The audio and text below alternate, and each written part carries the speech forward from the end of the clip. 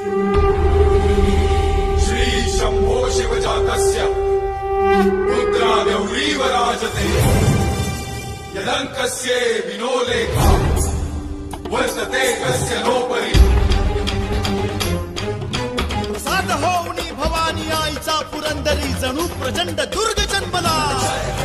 दर्या नभामधून सप्त सागरामधून घोष शंभू शंभू येऊ लागला।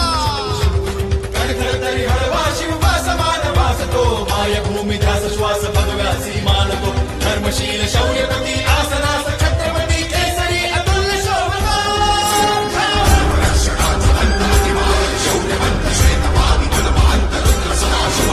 शास्त्र नीती कीर्तिमंत शौर्यवंत राजसी कुशाग्र बुद्धिवंत शोभला।